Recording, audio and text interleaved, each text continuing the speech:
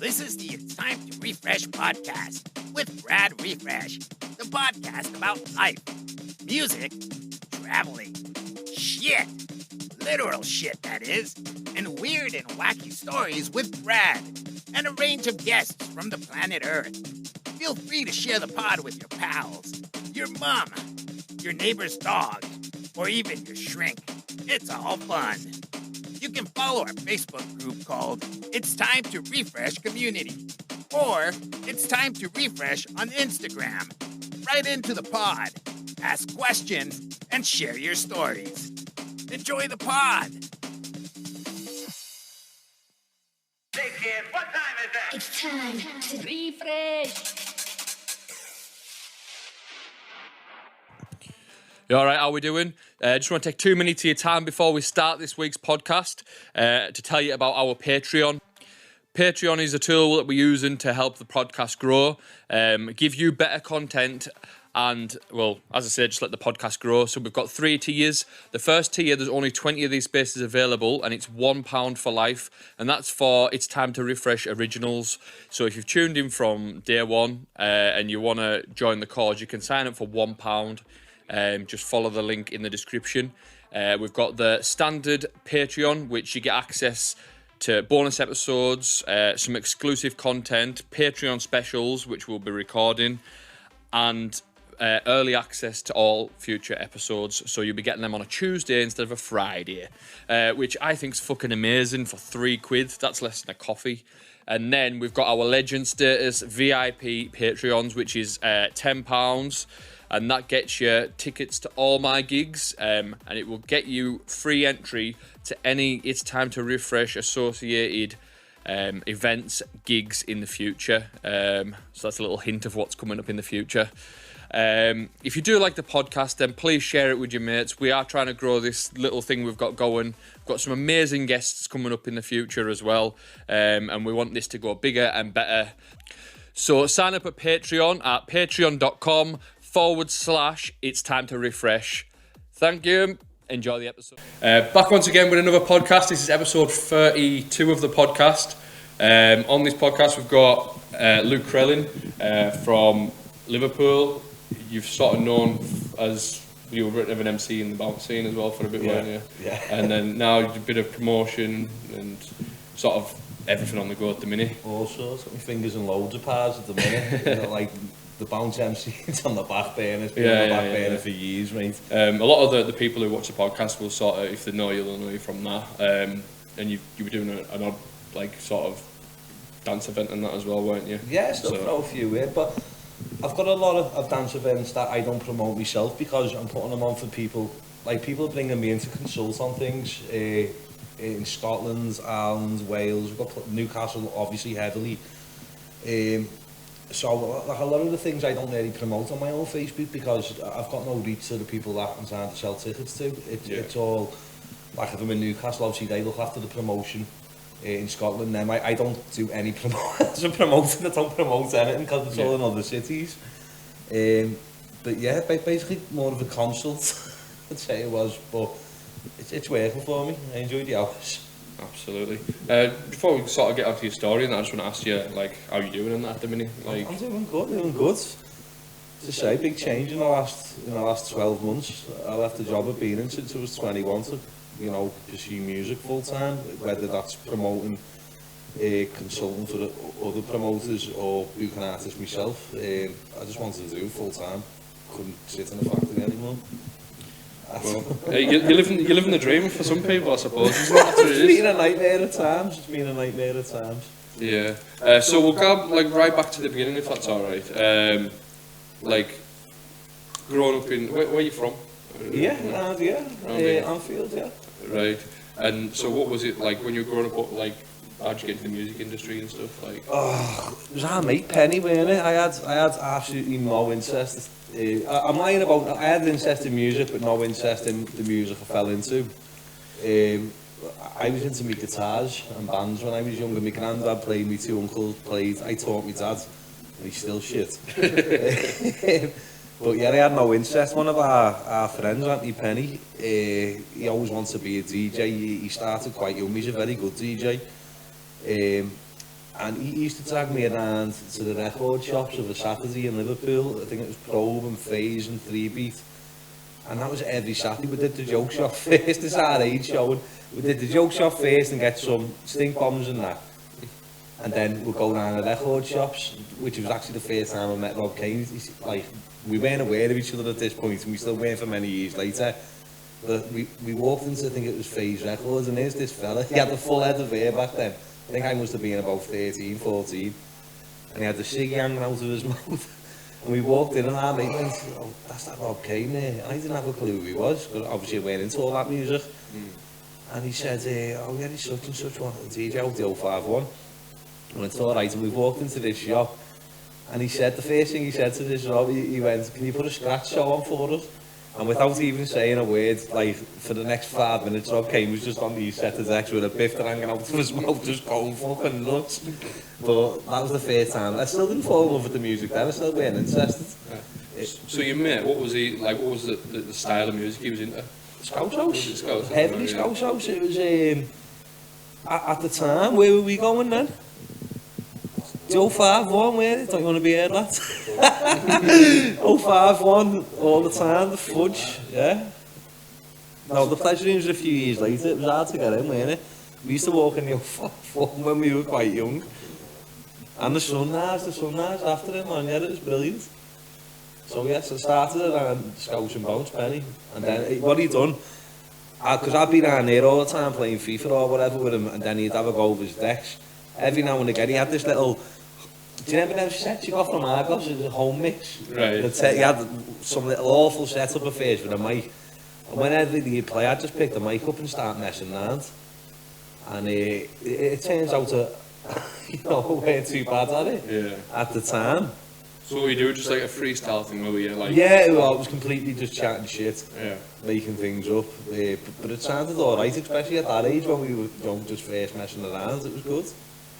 Everyone around here seems to have the same sort of upbringing. Like, it seems to be like when you've discovered the music, it seems to be like the same clubs and names that come up. Like 051, yeah, Sunrise, Pleasure Rooms, there's like G-Bar, Garland's, places like that. Like, yeah, one of my closest mates still plays in the G-Bar now. I think he's been there over 10 years, Andy Locker, you know, big shout to him.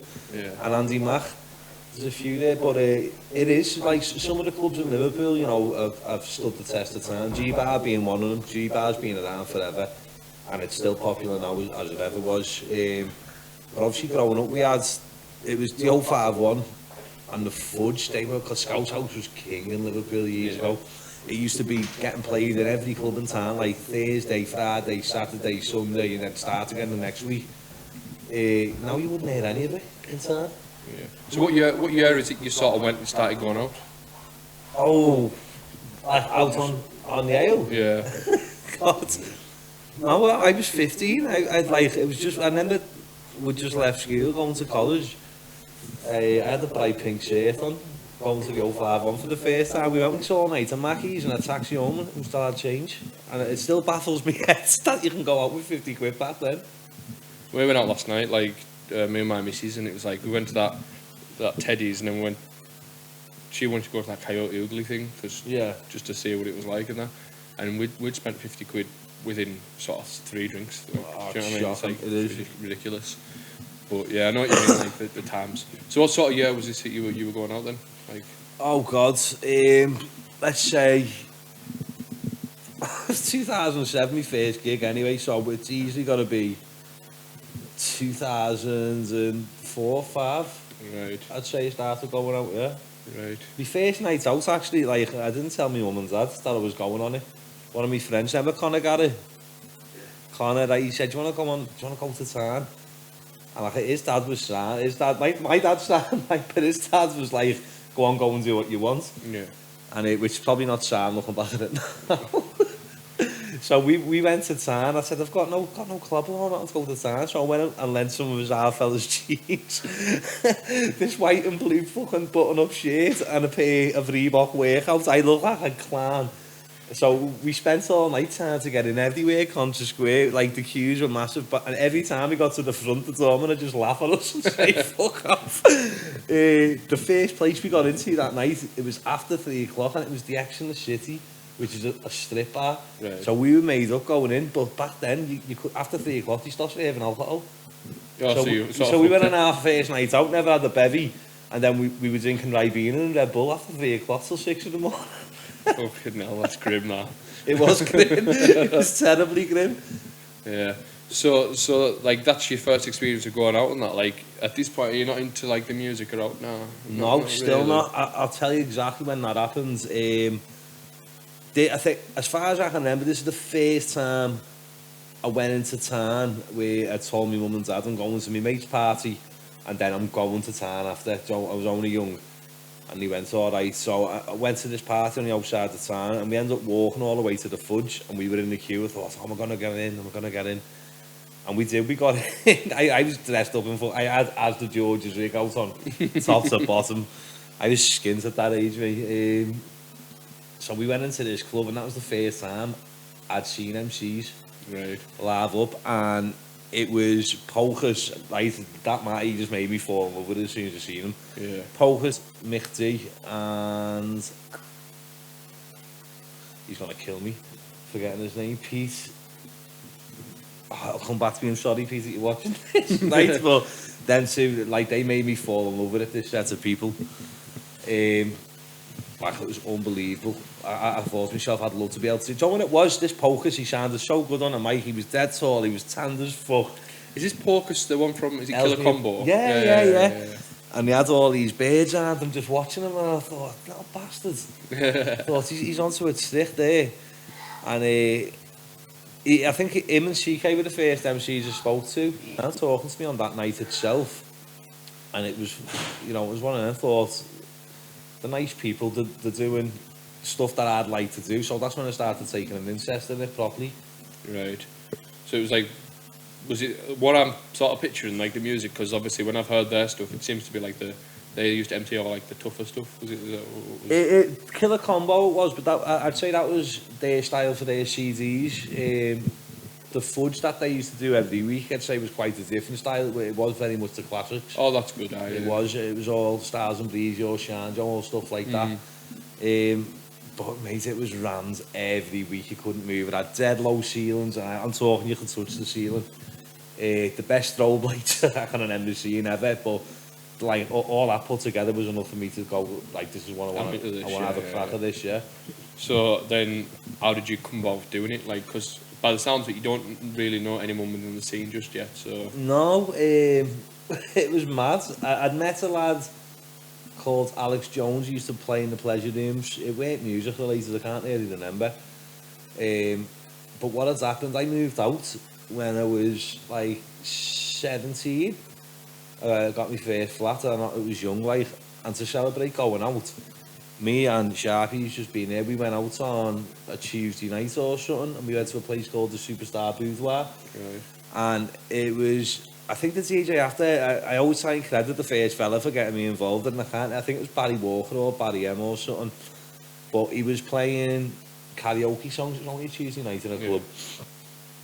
So anyway, I'm bladdered, and I've sang Robbie Williams' Angels, bladdered on this little stage, right? But it was funny. And that was the last song of the karaoke. Yeah. And straight after that, he just switched and put Scouse House on. But I'm still on the stage, and I've got older than Mike after singing Robbie Williams. So I've just started being bladdered and full of confidence at that age. Just started chatting all mad shit, and it started going a bit mad. And then I met some fella, I won't names off him, but he ran or owned the Fudge at the time, down the place had been. Yeah. And he said, oh yeah, you should come round the club. And I never thought nothing of it, left it, and I got a phone call. And it was a guy called, I think it was Alex Jones, but he was with Paul Melia, who's basically, he took me from not ever having a gig, and he put me straight away gigging every week. No, that's good. That's so big shout for Paul Melia, yeah. And Sunset Blinds he runs as well, if you need any blinds in Liverpool. But yeah, mate, he had me. He didn't fucking pay me. Yeah. But no one was getting paid back then. We were just trying to make something happen. And he launched a brand called Bubbling. Yeah. And it started 30 nights in the fudge, you know, where the place that I fell in love with it. Yeah. And it just kept growing and growing, and then, you know, other opportunities came along, and it just, you know, went from there. Well, am I right in thinking that you were behind Bubbling Night? Or... Well, no, it was originally Paul Melia, Right. but I was there from the very first one till the last, and Paul's business, it just absolutely boomed, during the Sunset business. Yeah. So I ended up taking over then. Right. It was one of them, Gwed, you do it now, you can run the brand. But he just had too much on, and you can tell now. You want to see the way he lives now, mate. He's got like a fucking 28 million bedroom house somewhere in Fulham. Not bad, is he? It's alright for some. So yeah, so that's your sort of like foot in and stuff like that. I think that's where I first heard of you on the bubbling sort of stuff. So you did a CD? There was the studio CD. We've done a few, yeah. With the one with Rob Kane, Finchy, Bubbler, and Rob Kane. It was, yeah. That was a good day. That it was a good day. That was in some little garage in Birkenhead called Ron the Dog Promotions, I believe. Yeah, that's the first. I remember the CD sounding a bit different to how they usually sound, because it was like proper recorded. So the vocals sounded a bit different. I'm not sure what he had a very small delay on the mic. Right. And a vocal, so when you go Bubbling Volume 4, go Volume 4, Volume 4, Volume 4. But then when you started getting into your lyric or whatever, you could sort of hear it coming back in your headphones. Do you know what I mean? I weren't a fan of that myself, to be honest with you, but it wasn't a bad CD. It was a good day. I think that was the first time I worked with Finchy as well, that CD. Yeah. You know, he's still a good mate of mine today, Finchy. I was playing Cobden the other day, shit. It's terrible. He's been on the podcast before, and he's told a few of his stories. Like he told him coming over to Liverpool and doing was it Pleasure Rooms? Yeah, he used to do the Pleasure Rooms. Yeah, he gave me a lift home a few times from the Pleasure Rooms when I've been rotten. He used to have this little fucking washed out red Corsa that was turning pink. He used to call it the Bullet. The Bullet class.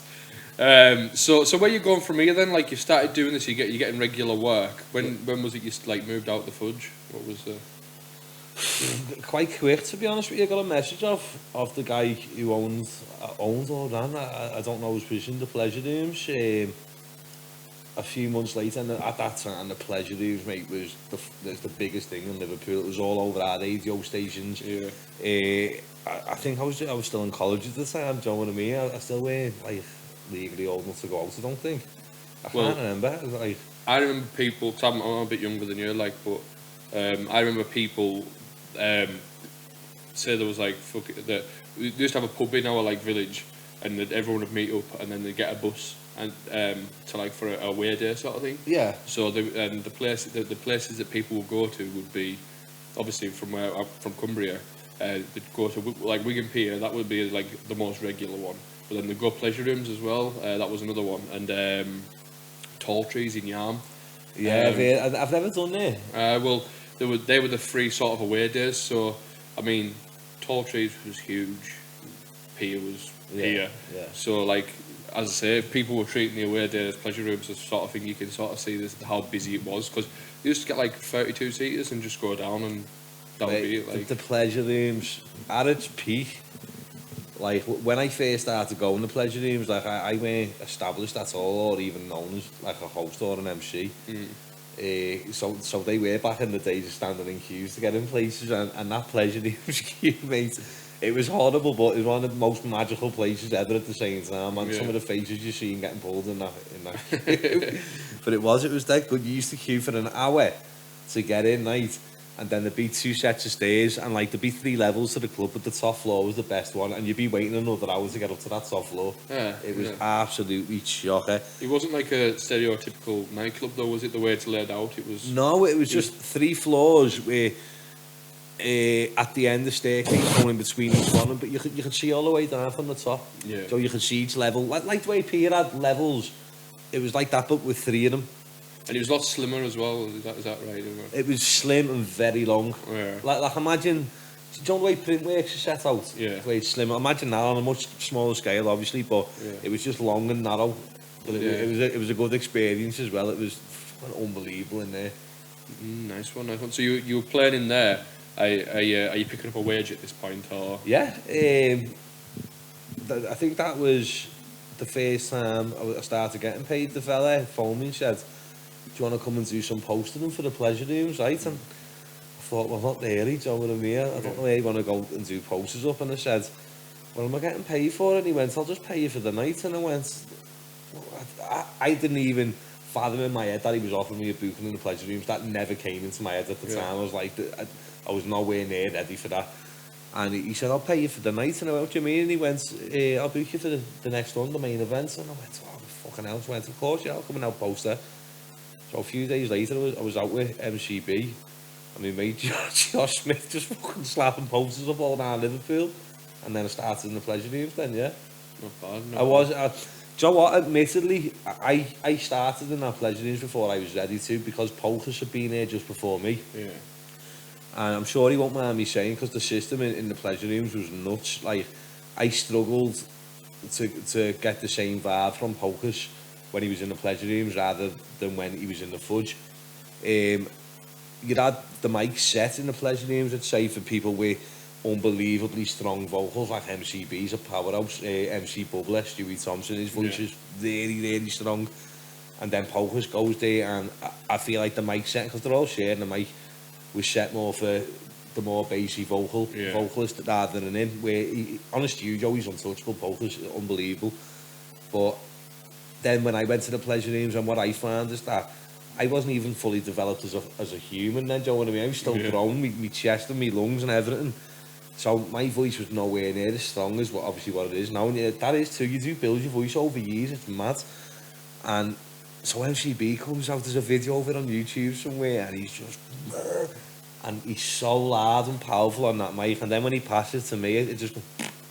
Yeah. You know what I mean? Well, the thing is, though, with Ben, he's got, like, his natural voice, he's like, you can feel it when he talks, it comes from his chest. Yeah. So it's like, anyone's going to sound sort of less against it, do you know what I mean? Well, he taught me that himself. He taught me where to use your diaphragm and stuff, and where to project your voice from. And a lot of the times I'm mistaken for some other character at the minute, because my voice does not sound like what you see on stage at all. Yeah. Apparently, what I'm told anyway, I've got a really deep voice.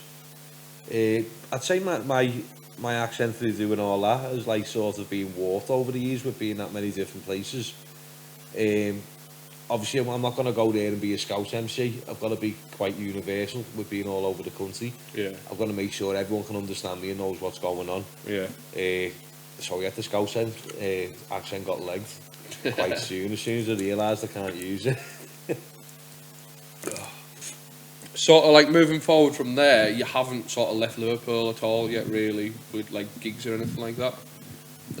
At this point, no, not at all. The furthest I got away, we moved from the Fudge to what was it called? Club Zoo over the water in Birkenhead. That's where Bubbling got moved to. And even this is what I respect Paul Melia for. Yeah, the night was not doing well, and he was bringing people in, paying them all right money. Yeah, he had club filler in, but he was going out to Stevie B back then. Yeah, we had Chris Henry on, we had all sorts on. He was paying good money. We had no, I can't say that. You love me, didn't he? Right. So yeah, he was pouring all this money into these events, and he weren't getting a really good return back on them at all, but he kept doing it. Yeah. And I'm talking for years, he kept doing it. And I'd say Paul Melia had quite a decent hand in, you know, keeping the Scouse alive a little bit in that aspect, because people don't see the fact that, like, these people are turning up and performing and all that, but in order for that to happen, someone's pumping money into that constantly, and he weren't making anything back. And now, to me, that's like a behind-the-scenes hero. Yeah. Do you know what I mean? People like that don't really get they're not in it for the recognition, they're there for money. Yeah. But the fact is, he didn't make any money from it, but he just kept putting it in, and I think that gave a lot of artists, like you're talking, he'd have me booked every week, Viper, Roach, he had Coverloads, Club Filler, Chris Henry, Ed Hunters, Jorg Smith. He had so many people that were fully established at all, and he would find their feet, and he gave us somewhere every week to go and get creative. That's good. It was really good. You'd have the lad, like Viper and Roach and all that, COVID had come down to Thursday, probably go home Saturday. It was good though, we used to have a ball.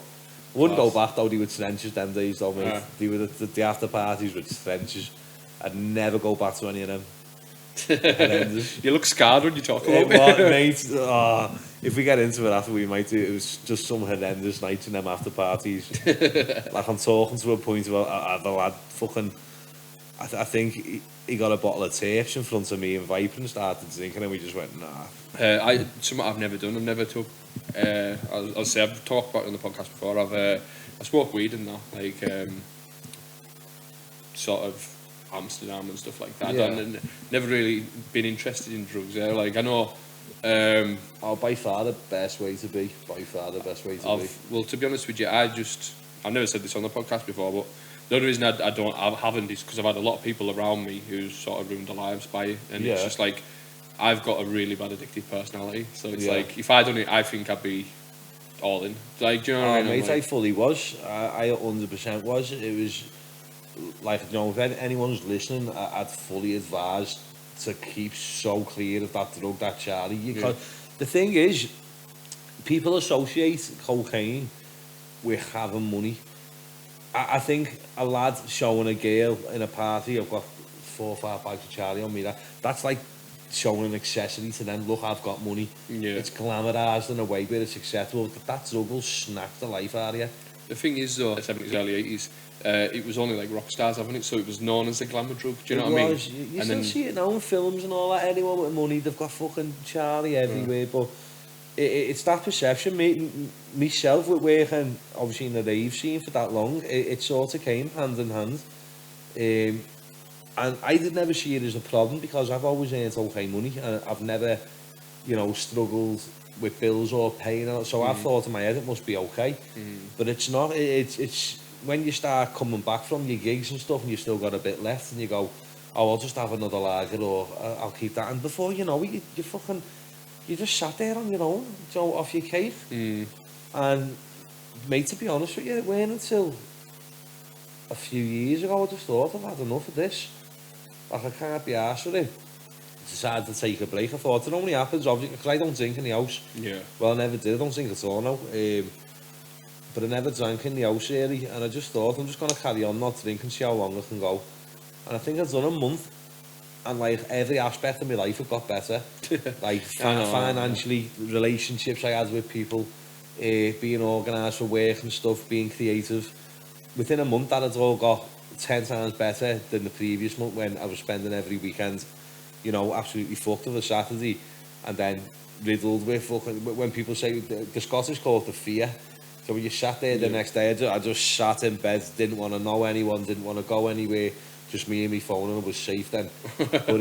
But that's definitely all through the drinking drugs. Like, I get up every day now and shoot, I'm happy to go about my day.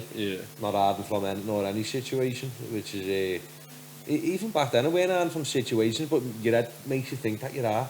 Like, you can't be social today. Like an anxiety almost. Yeah, it was horrible, man. Yeah, I think it's an aspect of guilt as well, because you know what you're doing the night before.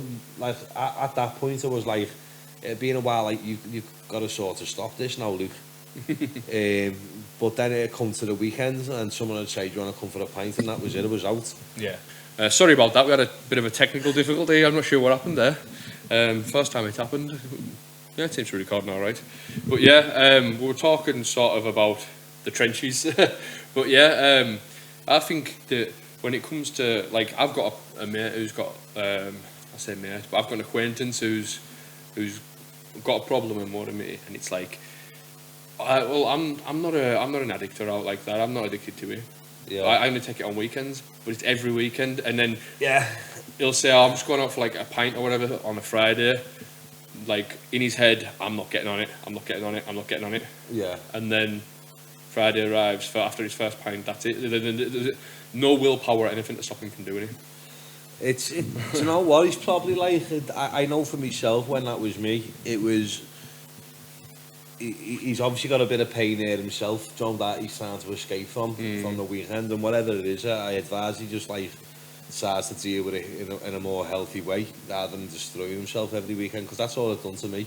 Yeah. Like, and every weekend a little piece of you comes away again. A little piece of your soul, your mind, everything, and you end up like the person I was 5 years ago. I look back and I'm like, do you know what I mean? What was I playing at? I know what you mean. It's like, it's one of them things where it's like you only realise afterwards. You don't realise how deep you were into it, sort of thing. No, I was doing. I regret the girl I was with her for 6-7 years. I prioritised partying over there, and what we had massively, like, we lived together for years and all that, but like I always prioritised like trying to make this a career, which came in under me taking drugs, which again at the same time, you know, resulted in me not being able to put as much into our relationship as what I could have if I went out partying every weekend. And you know, they're consequences of what happens. It is, yeah. It is. You've just got to get a grip of yourself, because nothing's good going to come from partying every weekend. Nothing. Absolutely not. So we went off on a sort of tangent there, like when we were talking about the trenches, but it's just one of them things. It's to do with the industry as well. It plays a big part in the industry. Like, there's once I turned up to a gig, played, and I think I was only charging like fuel or whatever it was at the time, and he came and gave me a bag. Just take that as a pay. They don't take it, mate. He says, yeah. Well, you are. You have that. I don't have any like cash on me or anything like that. I was like, well, I don't take it and I don't want it or whatever, or like that. And then I got like, he was looking at me as if I was the arsehole for like... Yeah. Do you know where I'm coming from? Like, he was like, oh, well, what am I going to do now? I'm going to have to go and find money. I'm like, well, yeah. Like, yeah, do you know what I mean? That stuff needs to stop. It does need to stop. That was going on when I started that. Again, I won't say you, but when we started, like, there was about 5 MCs weekly getting paid in Charlie and steroids, because I don't know why. That's what the weekly payment was, cocaine and steroids. So you know, that stuff does need to stop. It needs to stop being pushed on younger DJs as well, especially when they're turning up for gigs to work. Well, to be fair though, that was about 10 years ago. So since everything's been sound, do you know what I mean? No, it does happen a bit. I've seen it's not even offering Charlie in form of payment. It's for me. It's if you see a young DJ coming into the scene, you know, trying to break in and that. Yeah. Like there's a lad he's a very good mate of mine now. I met him from Newcastle. He's from Sunderland, but he works a lot in Newcastle, and you know, he was on a bit of a slippery slope. Yeah. So I've got a grip of him, being like, I'm on his case every day, and he's been doing really well. Is someone I can party with? Do you want to strike? Do you want this? You should be trying to, you know, guard them away from it, because as someone who's sat on the other end of it and can see the damage that drug can do. Like, if I could go back to, like, let's say 21, I would never look at that drug in my life, ever. At the things that it's taken from me, and it's taken from people right now. As we speak, people are out partying right now from last night, and then they're going to have the consequences of that to deal with tomorrow, which will make them feel terrible. At least tomorrow, and then they're going to feel terrible. But this Charlie's making them do mental acrobatics right now, like, well, I know I've got to pay this bill, but I've got this money coming out, and they're moving things around in their head to justify it. To justify it and make it seem like it's okay what they're doing. And then when the honour come down, all that reality comes back together at the same time, and they're just, their head's gone. So yeah, I'd advise everyone to keep away from that shite, mate. Everyone. Yeah.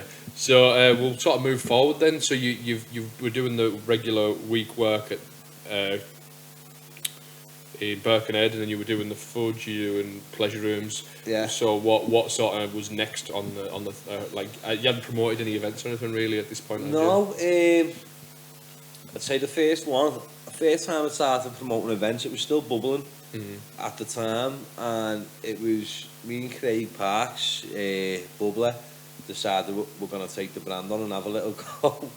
So we decided to use a club called Destiny and Elite in Ellesmere Port, which we're just being booked there to do a few weeks prior. I think it was Bounce Back Ability with Donovan Slee. Yeah. And the venue was brilliant. We loved it. So we booked back in to go there. and decided to put Bubble in there for like the lineup was brilliant though.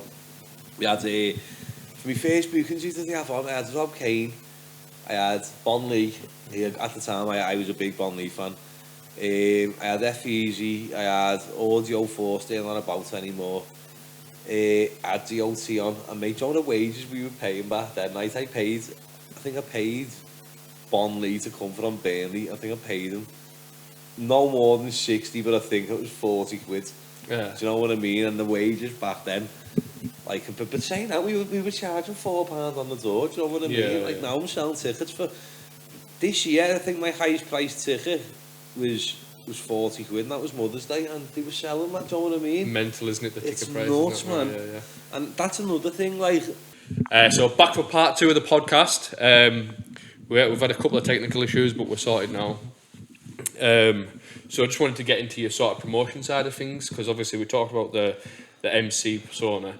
I want to get into sort of the promotion. So when you started doing, you were talking about doing Destiny Elite with Bubbler. With Bubbly, yeah.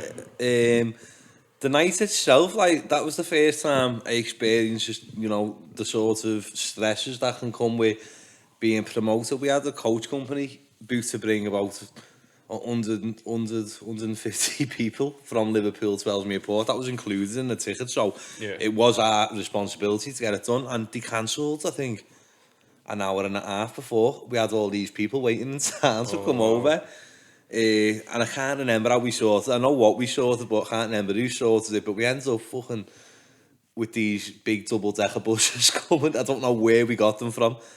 So that was a stress of that. So when the event actually went ahead, it was really good. You know, and it was one of them things. Again, it was during a stage of me partying that as well. So I didn't really appreciate what it was for what it was.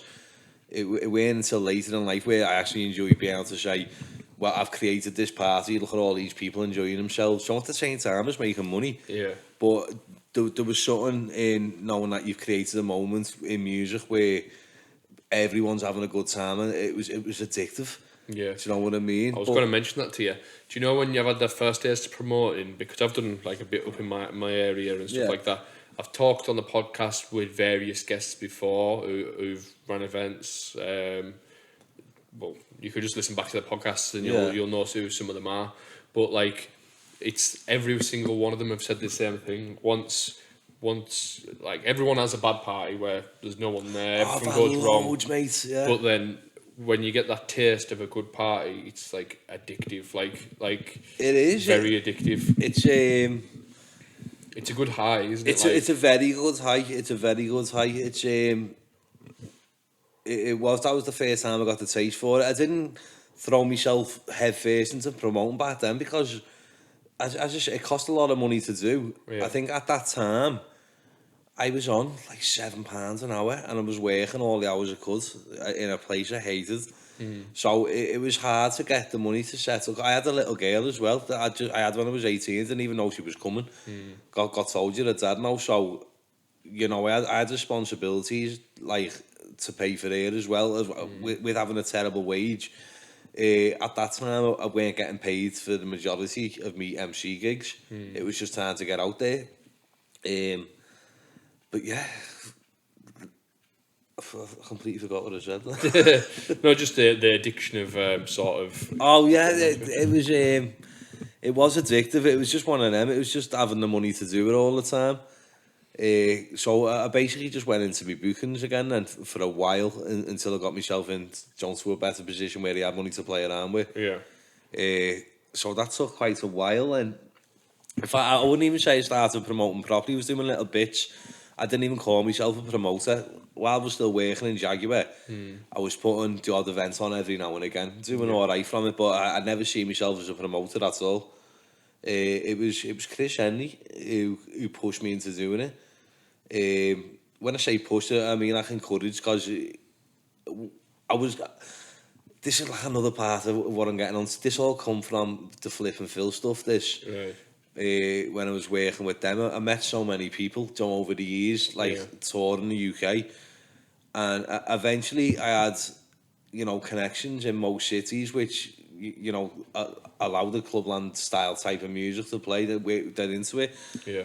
For about a year, I was just doing it and going, yeah, I'll make this happen for you. And I weren't charging any money or doing anything for it. And Chris Henry just said in the end, you want to start charging people? And I went, what do you mean? He went, you're basically just doing what an agent does. You're giving all these people work. These DJs are all making money going to this job. These promoters are all making money from the DJs you're sending them. And I thought, you know, all right there. So what I started doing, like there's certain DJs, people come to me now and I'll give them a price. You know, you can have, here's what you've got, here's who we know. And they'll say, oh, so you'll have XXX, right? And I'll go, here's what it's going to cost you. But I'll throw a little bit on top, you know what I mean? It takes all the stress away from them. They haven't got to deal with agents, contacts, nothing else. They just invoice me. I invoice them. And basically, the event sort of start to finish without the edit, and I take a little bit on top. But since I started doing that, it just grew and more and more people just kept coming to me with the success of the events that I've been putting on for people. Yeah. And obviously that led to being offered the job with RIFFRESH. Mate, and that, we're going to talk about that after, because that is going to be unbelievable. Well, I just want to go back here. You mentioned something just then. I seen online that you started being the host for Flip and Phil. Oh yeah. How did that come about?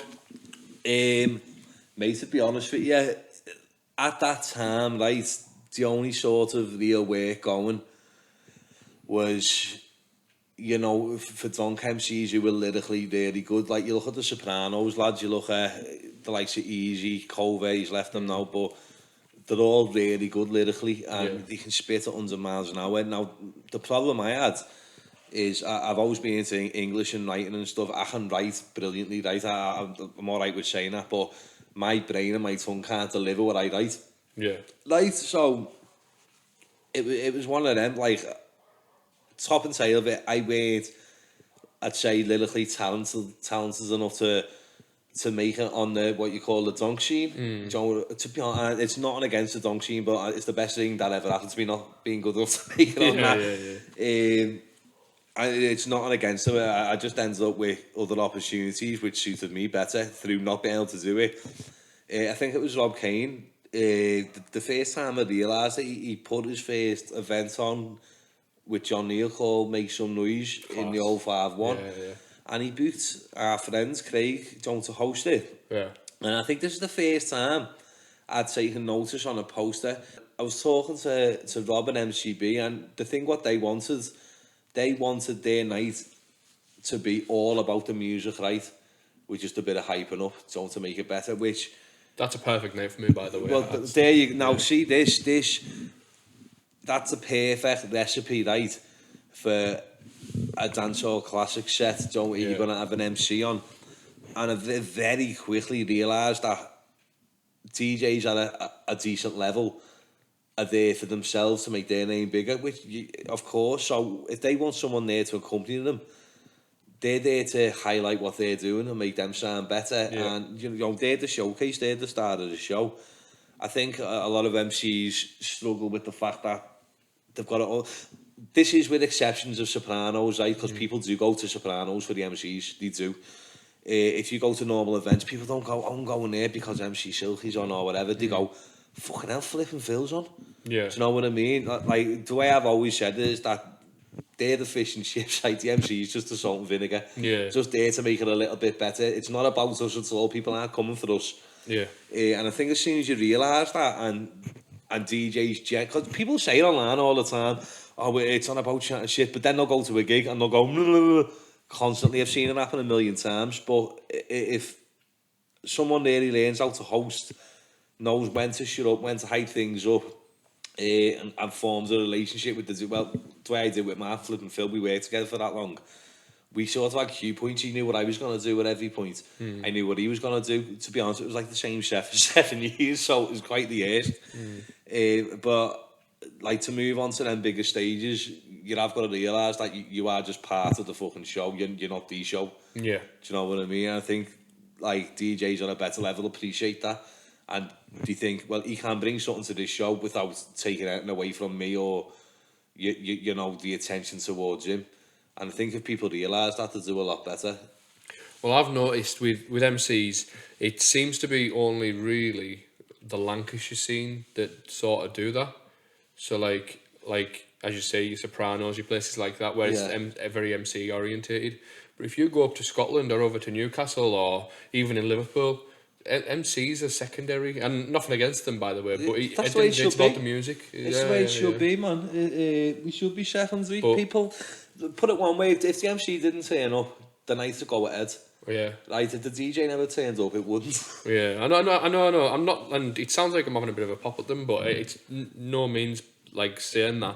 But what I'm saying is, it's like a good MC complements the music. Of course, man. They've got to realise that they're only there to make it better. They're not there to steal the show at all. Anyone like I've seen people try and steal the show, and it's awkward at times. Do you know what I mean? If someone's being brought in to do a host job and they're sitting there acting like a trained mile, it's a bit awkward. And I'm not asked when anyone says, right, I don't listen to studio CDs a lot, but the majority of these MCs, when I go into a club and I've heard it, right, I don't know what they're saying. Yeah. It's noise that's in time and that sounds alright. Yeah. No one knows what they're saying. Just they could be chatting absolute shit for all I know. It might be a bit biased. I don't really listen to many MCs. I couldn't tell you anyone's names, to be honest with you. Yeah. Anyone, maybe a few MCBs I know the most of. Yeah. But apart from that, I don't know what shit people are chatting on these mics when they go to clubs. I think it'd be a lot better. Again, exception to Sopranos, that's what they're there for. But, you know, let's keep the lyrics down to a minimum. Make it about it. Yeah, there's times and place for doing it and doing stuff like that. Because I've seen, like, as I said, like some of the biggest names on the scene sort of go for it, and it's worked at the right time. But a lot of the biggest names on the scene know when the right time is. Do you know what I mean? You can't just go in there at 10 o'clock at night. Same with DJs. When I've talked about this hundreds of times on the podcast, when DJs come in and they go to a bounce night and they start and the night at like 150, 155 at like first hour.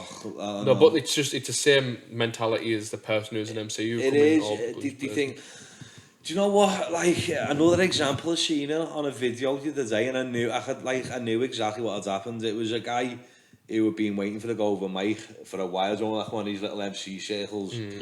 And they make me cringe my back out. Unless they're good, they make me cringe my back out these circles. Yeah. But this guy had been stood there for ages waiting for a go.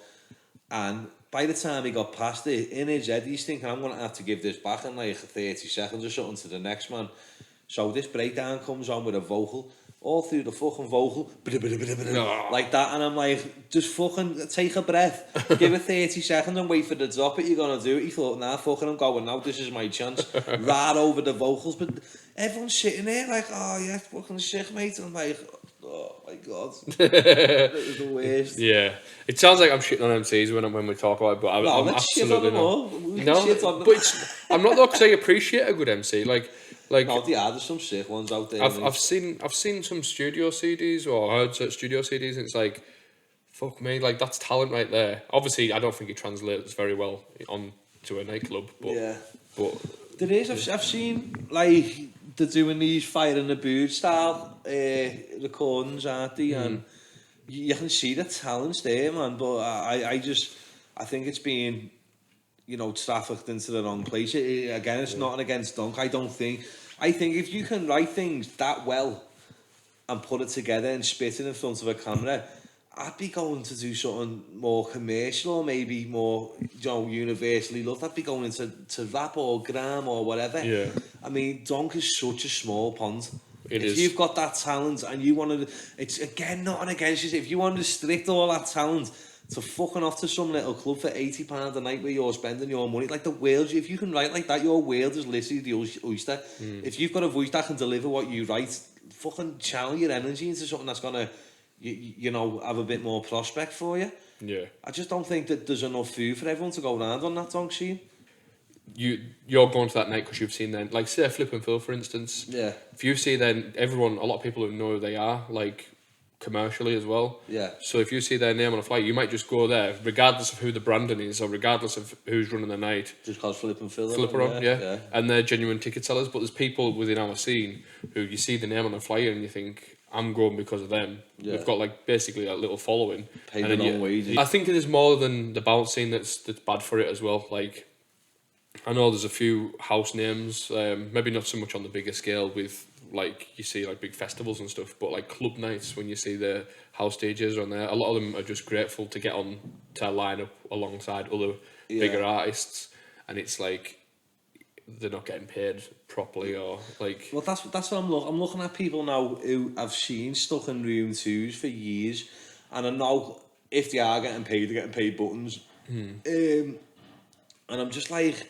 it feels like I've been spoon fed the same lineups on rotation for the last whatever. There's a guy, I think he's from Skem, Scott Williams. Yeah. And he works hard, and he's been in room two for years.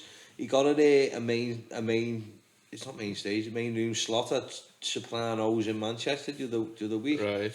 Yeah, and I was made up for him, man. Yeah, Scott Williams, he's fucking... He's got a lot of energy, hasn't he? He has, videos he's and just a dead nice lad as well, and he works hard. Yeah. The same what we were talking before, ADF. Yeah. ADF, mate, I went to a college where Rob Kane changed the year, just to go and see him, and I was going to do the course of production. He never ended up doing it. Tunes like it's nothing. Yeah. And he's learned it all himself, do you know what I mean? And I'm like, I look at people like him, and I look at people like Michael Glover, who have went away and learned themselves how to produce. They might not be bringing out the best tunes, they're bringing out fucking good tunes. Yeah. But they've learned it themselves, and I'm like, that's what people need to be like. They need to thrive, to want to be a success from what they've created, rather than letting other people do it for them. Yeah. And again, not attacking anyone on the scene, but this ghost producing shit needs to stop.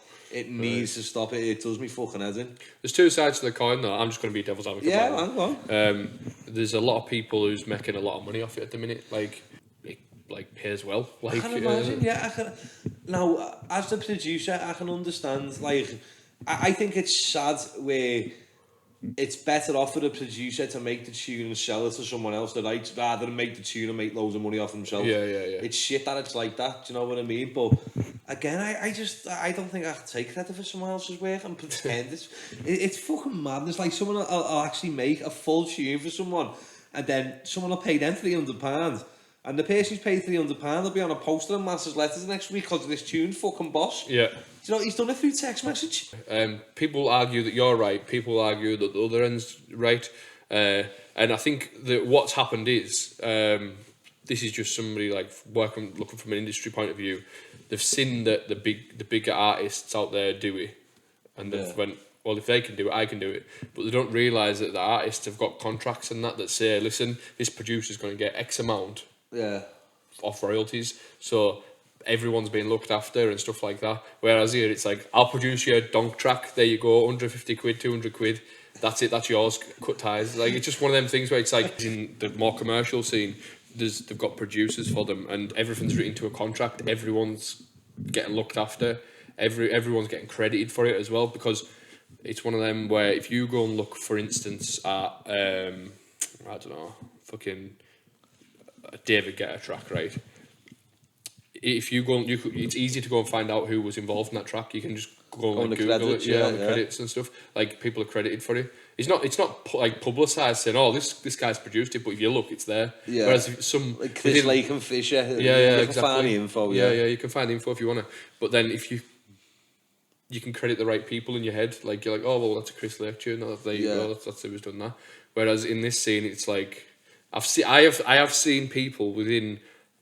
I can think of a couple in the hardcore scene, and I can think of one or two in the bounce scene who've had music produced, and they've tried to blag and say, I made it. And it's like, any producer can recognise certain people's sounds and stuff. You know for a fact that they never done it. I don't know how you'd have it. Like, let's say you did get a track ghost produced and it went quite big, right? And you go to a gig. Someone comes up and goes, oh mate, I'm a young producer, I really love your new tune, this part of the breakdown, can you explain how you've done this? And you go, no. I've also seen that as well. About just before lockdown, I was having a crap at a guy in a club. I'm not going to name drop, it's not my place to do it, but the one person in particular did actually own up to and say, listen, I don't produce my own tunes, whatever, but somebody's came up and said, oh, loving the tunes, how do you do this? And he's tried to explain to them how it's done. He has no clue whatsoever. But like, can we say it and bleep it? No, absolute, like fair enough if maybe he's trying his hardest to explain, but you're asking the wrong person. You should have just said, oh, like, it is public knowledge that so-and-so produces my tracks. Yeah. Maybe ask them. Maybe give them a message. I'll put you onto them. Yeah. But you don't try and blag someone out. Because they could go home thinking that it's the right way to do it. And then that's their tune fucked. Like, you know what I Not mean? even that, man. If you try and explain something, like, there's people on that scene that the certain things I hear in them tracks, and I know they haven't been able to do that themselves. And like, if someone come and ask them, like, how did you do that certain part? I'd love to be there to watch the car wreck that's about to happen. Yeah, as I say, this is. I know people with the ghost producing side of it. You just need to credit the right people, and you need to do it in the right way. Yeah. There's people who get quite successful off tracks, and it's like the producer gets forgot about. Like for instance, so it's like. There's one case in particular that I know of within hardcore, or I don't know what it's like a subgenre of hardcore. It's like have you seen that dubcore or whatever it is? It's like really mad shit. It's big in America. It's like trap music and whatnot. And there was a guy who's been producing music for an artist, and they've had like a bit of a deal going for a few years, and then this guy sort of moves on now. And left that, like, got a new producer, and it's like Left him but not. yeah, because he's got no credits to the track. Like, do you know what I mean? Like, it's not left him with nothing, but it's left him with no reputation. Yeah, it's hollow work, isn't it? Like, once that money's spent from what he's had from that, it doesn't exist anymore. That track's gone. Yeah, and he's got no rights to any of the tracks. He's got nothing. He could tell people, oh, I did this or whatever, but what's that? Do you know what I mean? See, I wouldn't mind, right, if people were getting people in, you know, to consult and stuff and help them along and sit with them doing a track, or even if they were doing it the way they are, getting a ghost produced, but get themselves there. Yeah. It's when I see people buying tune after tune after tune, getting it produced, but they're making absolutely zero progress and actually learn themselves. I'm like, they don't want it, they just want to do it the lazy way. Yeah. Do you know what I mean? Like, if they were saying, all right, I'm going to pay this and stay relevant by getting tunes brought out, but I'm going to learn how to make these myself, I'll go, fair enough. Yeah. Maybe fair enough, but not even fully fair enough, just a bit. Alright, it's better than just paying, but most of them are just fucking paying now and just leaving it at that, and it's them not having that desire to better themselves in the industry in order to deserve what they're getting. That's what pisses me off, wanting to take the shortcuts. Yeah. It does make sense, I suppose. So we'll sort of move on from that. We've got sort of stuck in a rut with that again, but as I said, that's what it's about. It's just about having a conversation. I know that it's loosely based on you, like getting to know you as an artist, but once you get out there and you're having a crack, you just sort of get lost in it, don't you? So you were talking about working with Flip and Phil, and then you started getting into the sort of promotion side of things. Yeah. So what was the first one that made, like, because this is a question I think a lot of people would like to know who's maybe in a similar situation. What was the event where you thought, I think this is good enough to sort of finish my 9 to 5? Like, Events like at the time, I wouldn't have made the decision to go full time just on the events. yeah, It was the work I was getting from consulting and sending DJs, telling people, I think you should do this. And I think this is a night of work. People would be paying me a fee to hand pick a lineup for them, to deal with the agents, the contracts. Like, I'd say in one place, yeah, we'll have Fats and Smalls there, we'll have Ultra Beat up in Scotland, whatever. I've got these gigs to pass out, and I'd throw my own little bit on top of each one. So, but I was making enough to live all right on. When he saved up, I was seriously depressed working in there. I was working 3 shifts since I was 21, early days, nights. Don't get me wrong, the money was good in the end. It wasn't for the first few years. But I thought there's just, like, people with, like, who were new were dying young. Like, either dying naturally or something nasty was happening to them. And I thought I had literally been dead next week, do you know what I mean? And every day I'm walking into this workplace and it's depressing the fucking life out of me. The lighting in there was yellow, dead dark, dingy. You know, a lot of people didn't see each other nice in there, which there's a lot of good lads in there, but it was like a jail mentality in Jag. And I just fucking remember saying, I can't remember, someone died young, I don't even think I was close to them, but I remember thinking that could be me next week, and I just can't be out. If I have to stay in this factory until I'm 65, what's the time and age? 65, but like younger people, 67, isn't it now? But at this time now, right? If I had to stay until 65 and And people, like, I've got mates who work there now, and they're still going to consider themselves lucky if they get to keep that job till 67. I'm like, fuck that, mate.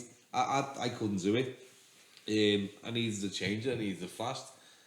I had money there to start playing now with. I had the connections. I had a lot of friends in the industry. And a lot of them said, well, we're not going to stop using you for stuff. We'll keep giving you work and stuff. And they followed through with it. I left work 3 days later. I got offered a job in a stage manager's role, picking a line-up and all that, booking manager, booking agent for RIFFRESH. Right. Up in Newcastle. What's that, once a year, is it? Once a year, mate. Yeah. Like, their company, Loose Stage, honest to God, the setup is unbelievable. 15 events a week across so many venues. Yeah. They're just the kings of Newcastle, mate, you know what I mean? Yeah. They absolutely run the place, so it was really good to get in with them. That opens a lot of opportunities as well. That didn't only open opportunities for me, but like as a booking agent, I started having money to play with then, where like I'm talking money, good money. Yeah. Do you know what I mean? Not like what you'd be a couple of grand or whatever. I'm talking thousands that I was being trusted with, and to spend in the right way for them. And it was a challenge, but it was good, you know. I enjoyed it, and I don't know if you've seen any of the footage. What we done. Yeah, it looked decent. Yeah. Well, it weren't meant to be on that stage. My one was like a little bit of a trial, so we'll just give you 1,000 capacity arena, show you do. Yeah. And the feedback from it, that stage needs to be bigger. It needs to be bigger. You couldn't get in all day. Yeah. So I'm not going to reveal what we've got planned for next year, man. But it's going to be big. Yeah, it's going to be huge. I can't wait for it. Is it a step up from this year's as well? Like, have you gone that extra? Yeah. A bit more than a step up. It's right. More than a step up, yeah. No worries. There's a lot of people you see sort of out and about doing these festivals and that now. A lot of them do really well, a lot of them flop. But the ones that are starting to become a yearly part of a raver's calendar, it's quite good to look at. You see a lot of these, like, because there's like a lot of nostalgic festivals where you see classic acts, a lot of clublandy style festivals, and they seem to do really well around the UK. Do you know what I mean? Well, you're saying them like nostalgia type events. You've got like them and this, you know. You've got Terry's got Flashback. Loose Fest it's a different animal. It's not like based around classics or whatever. It's got something for everyone. It's got a very commercial main stage. You got the likes of the Black Eyed Peas on, Chagall, stuff like that. And then they had a drum and bass arena, worried about Henley. They had Repopulate Mars on, Glitterbox. And it ranges from tech to drum and bass, Patrick Topping. So there's something for everyone, John, at this festival. And it was my first experience working somewhere like that, rather than it just be classic based. Yeah. So that gave me an opportunity to start reaching out to artists that weren't involved in the music we listened to. Like a big Tinchy Starter. For one, he had nothing to do with what we done, and mate, he was unbelievable, you know. It was so good. Such a good moment that when he came on. That's as I say, like, it's good, and it's good that you're meeting these people, and it sort of like puts you in a good position. Not selfishly, that sounds bad, but like it puts you in a good position. You networking with these people if you were ever to try and do something somewhere else, or like you've got the connection. People who I met from Loose Fest, I've already, like, other people who will come to me say, "Have you got anything here?" Like, I'm a cheeky company. Like, when I meet people at these festivals, my networking isn't alright. I'll be on to your agents. I'm best mates with them in 2 minutes, and I've got their mobile number in 5 minutes. Do you know what I mean? Yeah. Like I had Thingy on the other month. On Blue. Simon Webb. Oh yeah. Like, that's Simon Webb from Blue, about to do a world tour or whatever. They're fucking doing massive years, going to be back. Yeah. Like, I still text him on WhatsApp now. I booked him once, and we still speak on WhatsApp. Do you know what I mean? And like that resulted. I don't know, can I say this? I probably can, yeah. That resulted, I won't say how much, in when I booked it, I got him for half price. Yeah. Do you know what I mean? I know, agents' fees and that are absolute rip-off. People, when you've got a fire to do something, like, when I'm producing, and I've got that proper, like, do you know, when you're like, oh, I'm going to get the urge on to do this, and I've got this idea, and I'm going to get this down. Yeah. I think once that fight is sort of burnt out, it's hard to get it going again. Mate, man, as I say, just before I start to flip and fill stuff, man was just about to go out. Any fire I had for this game, like, that possibly would have been my last gig before I met him. I was just that ready to fuck it off. I absolutely hated everything. But mainly because I weren't getting the bookings I wanted because the scene developed in a way where it was based more about who could spit these fucking mad lyrics at 200 miles an hour, and I couldn't keep up with it. So I sort of got forgot about it a bit then at that point. I know where you're coming from. Things change and styles change, and like people have said on this before, it's like there'll be times where they're sort of top of the bill on the flyers because their sound is the in sound at the minute, or their style is the in style at the minute, and then a couple of years go by, and then people want music that's maybe harder or more vocally, and it's like they're not getting booked as regular anymore because they're not what's needed. So it does. I was just dead lucky, man. Fucking what had happened, like that Flip and Phil stuff. This is all thanks to MCB. This we were doing some place over the water called fucking Red Buddha or something, and I got a text message saying from MCB, he's stuck in traffic. Any chance you can do my set for me? I went, fucking hell, it went, yeah. Explained to Mark from Flip and Phil, I'm going to be on with you now, hosting. He went, yeah, no problem. Yeah. And made the set fucking went off. Would you say that was like a trial for you? Like, because if he didn't like your set, he wouldn't have had you back, sort of thing. Oh, no, that was just pure by chance. The trial was the next thing. Like, so you actually, he did put you on a trial for like one gig or something? Or?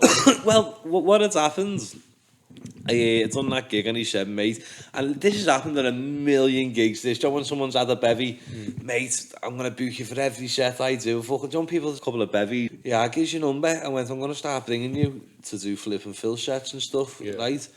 And I'm like, nah, fucking, give me number, never heard nothing for about 4 months, just let it go over your head, the way you do.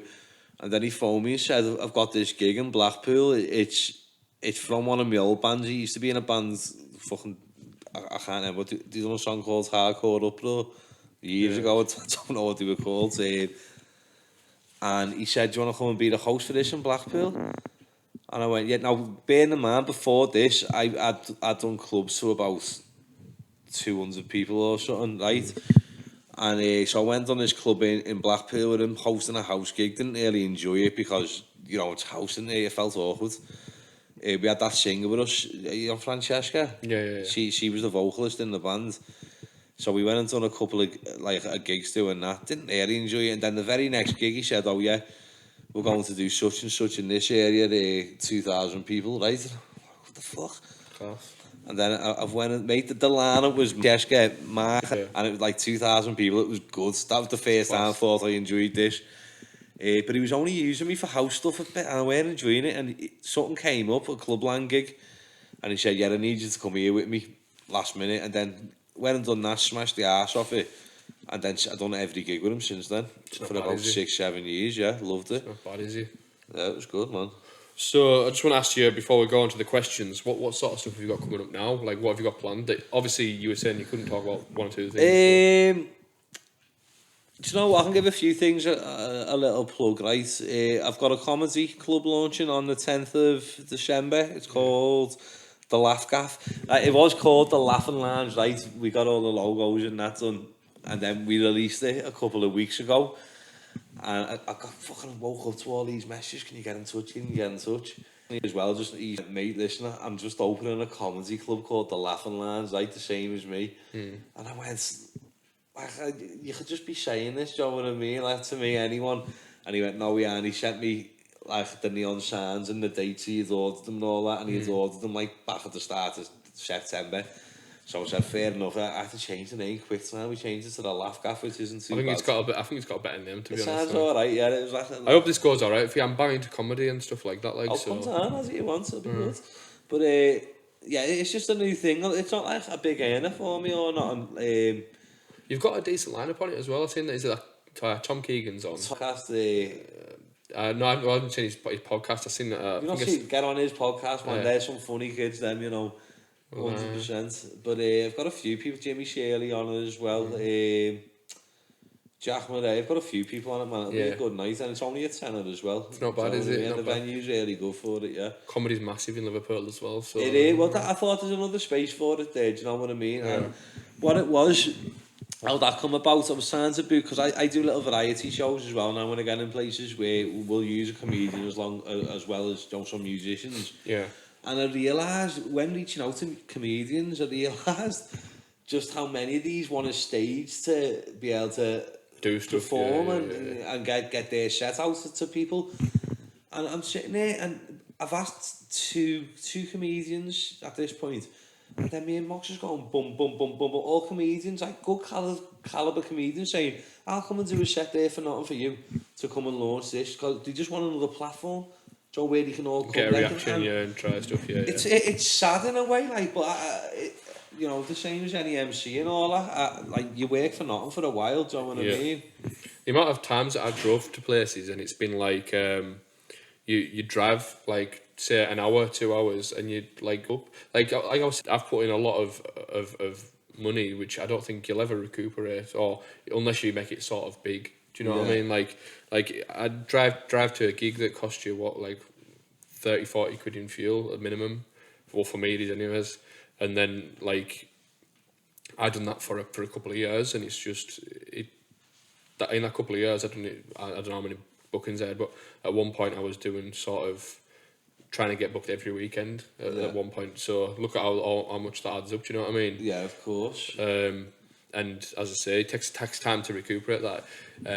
So there is lads out there now who's trying to break into the sort of comedy scene, or MCs, DJs, and they're willing to work for nothing. Like, it's just the way of the world, isn't it?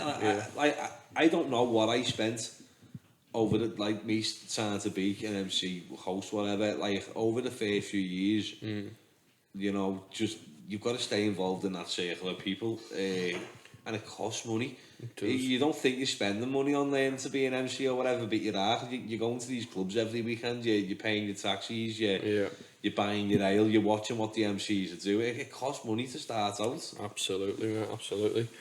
So what else have you coming up? You've got the Laugh Gaff. The Laugh Gaff. We've got, me, Chris, we've got a brand that we're going to be launching soon. It's just house, but we were looking on doing it at the start around Easter, when the sun's a bit better. We wanted to bring like a smaller Elrow type vibe, to house and tech, little outdoor, on like production, the same style as Elrow, a lot of confetti shit flying around and stuff, but on a much smaller level, do you know what I mean? That's going to be called Usu. It's we haven't got the logo on that out there. We've had it made and all that, and it looks really good. I can't wait to get it out. But we're looking forward to that. As for the turn of next year, I don't think, after Christmas is done, as a promoter, I avoid January. Yeah. First one we've got back, a young guy, man. I met this guy in an Irish bar in Liverpool, I'd say about 6-7 months ago. Stayed in touch with him a bit. His fucking mate just blew up out of nowhere. Young Irish DJ. His name's Tom Muldoon, but he goes under the name Multunes. Right. He just fucking blew up out of nowhere. His song is worldwide. I think it's number 2 in SoundCloud, worldwide now. Right. I think it's called Witch or something. I'll have to check it out. I can't. I'm sorry, Tom, I forgot the track ID. But check him out anyway. But he started a brand called Stack City Days, which is doing really well. So the brand that is up in Newcastle, what we do with Bambi and that, Utopia, which does really well with the young kids. Right. Say kids, fucking 21-year-olds. So with noticing his little blow up and what he's doing, he's also just sold out the World Centre in Newcastle.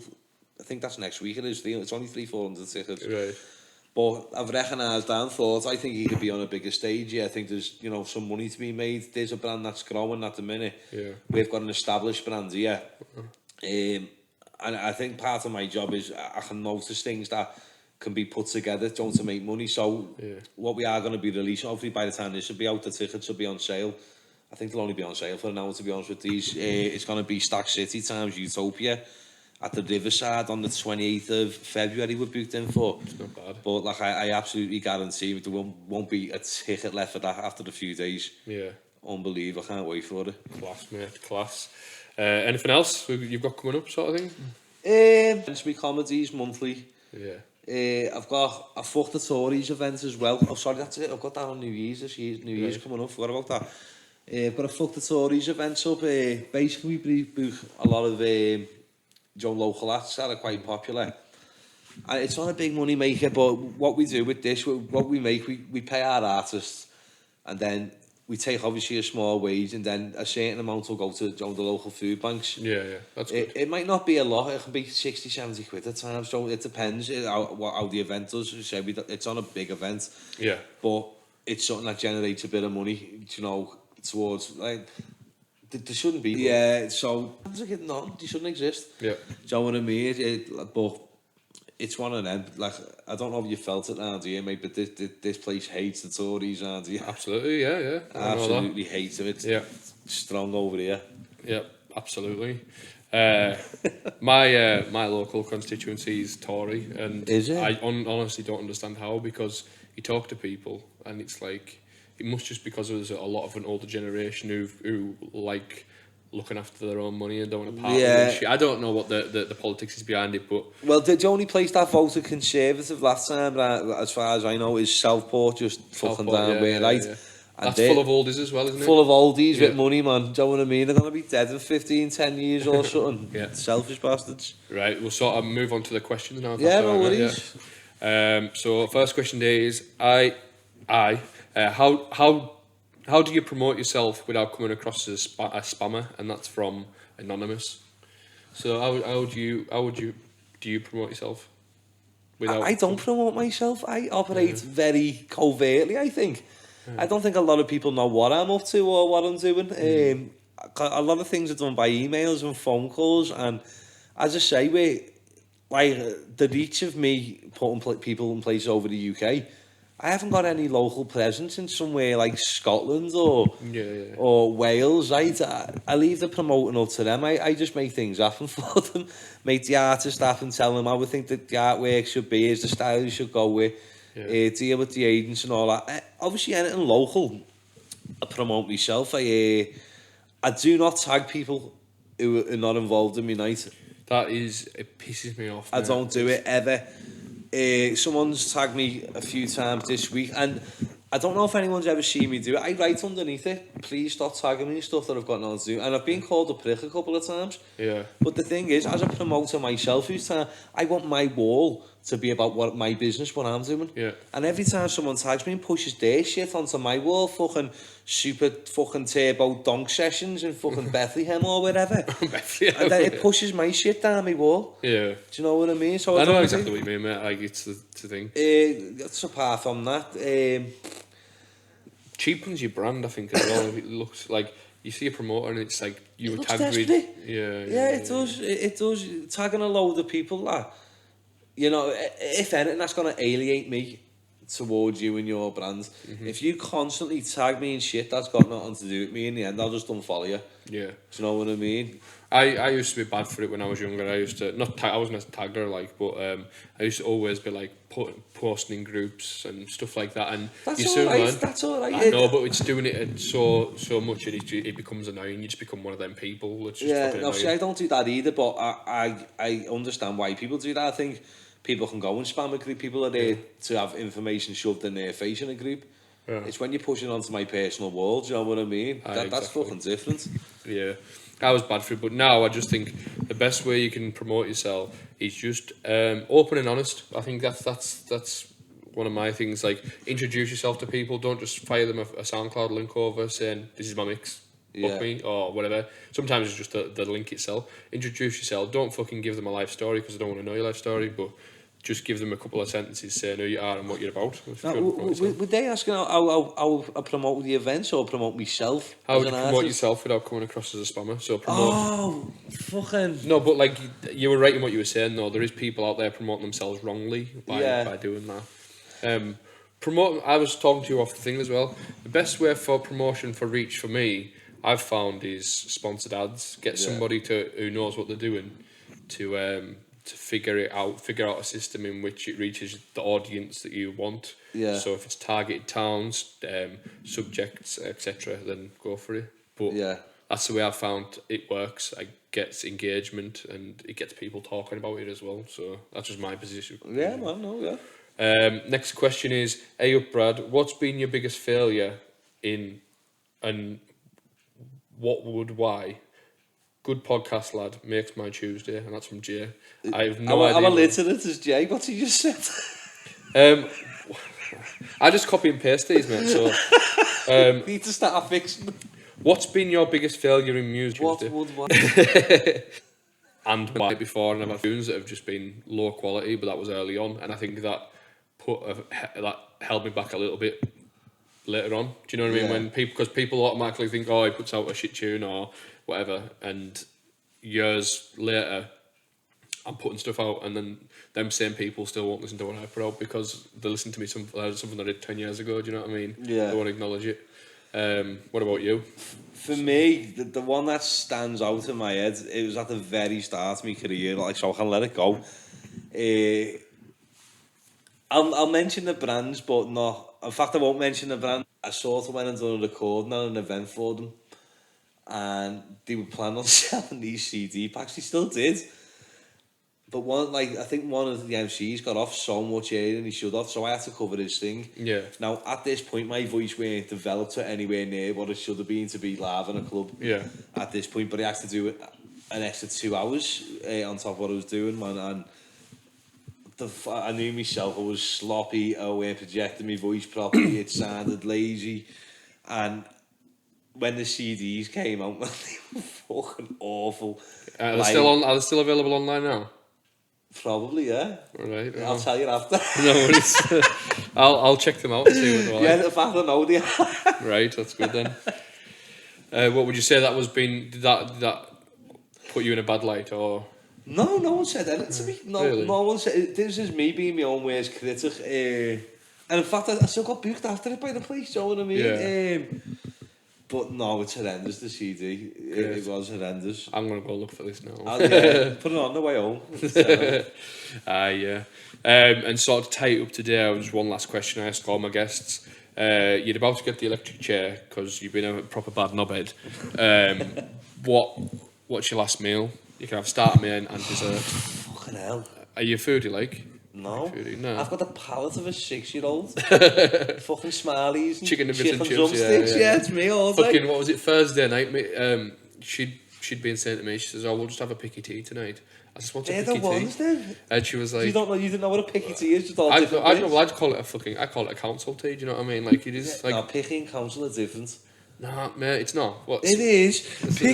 Picky, like, you could have a fucking, that island over there could have all Marks and Spencer's plates and shit on it. They're picky bits, like, that's not a council tea. Yeah. Like, or you could have smiley Smileys. faces, turkey dinosaurs, that's a council tea. But not, I love council teas, you know what I mean? I do, Absolutely. by far. But you've got Finchy, man. Fuck, I always give him shit over this. Finchy goes, he fucking flies to wherever, he pays all sorts to go to these restaurants and then pays fucking 800 quid for these meals and they come in the size of a pog. Have you seen them?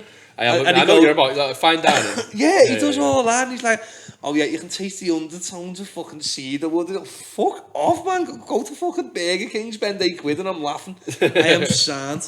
I'm definitely not a foodie, no. No. Fat, but not a foodie.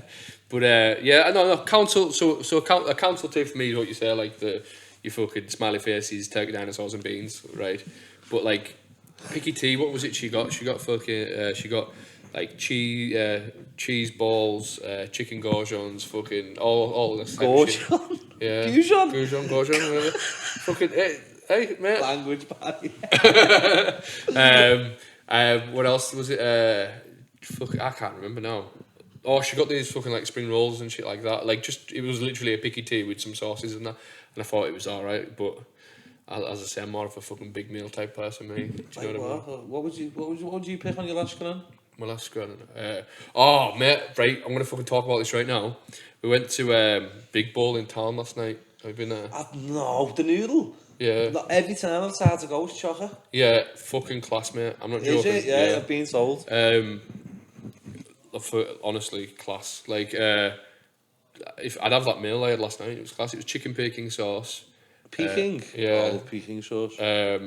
Fried rice, got a mixed starter, and then we went across the road. There's like this spot now. It's like a market food hall. I was going to tell you to go there. It's thingy, not St John's, Juicy Food Market or something. So I don't know what it is. Yeah, we're just Only on Sands. Aye. We were there. We've been in there the other week. We got plum fried chicken. It was amazing. And I got fucking tiramisu and that, so I was proper well fed last night. Was you? Yeah, it was class. That was my. If I had my last meal right now, that's what I'd have. Am I in jail? I'm in jail, like, about to die, yeah. Yeah, So and they've said, I can't just eat, can I?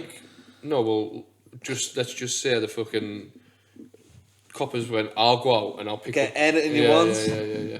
Last one, man.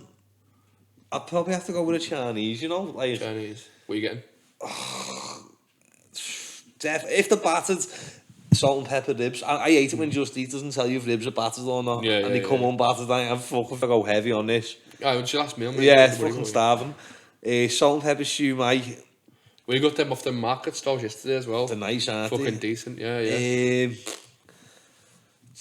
I'm gonna go with some vermicelli, some crispy beef, chili crispy beef, and soup and crackers, and I'm done. Seaweed, I need seaweed. Class, mate. And I'm done. That is class. I'm big peckish now, like. Class, mate. I just want to say thank you for coming on the podcast as well. You're very welcome, It's been other than the technical issues, it's been a class episode, mate. It has, it's been funny. So, where can people find you if they want to find any of your music or this CD? No, but on Luke CRELLIN 1 on Insta, and obviously Luke CRELLIN on Facebook. Give me a shout if you need anything or any advice on shit. Yeah, nice one for having me on. No worries, mate. If you enjoyed the podcast, then please share it with your mates. Because, as I say, it helps massively reach new ears all the time, growing more and more each week, and it's only thanks to people who are actually enjoying the podcast. And I can see on the analytics that it's getting thrown into WhatsApp groups, and I can see the spikes where people's watching, and it really helps that people are talking about it. Do you know what I mean? So nice one for watching, and I'll see you again next week.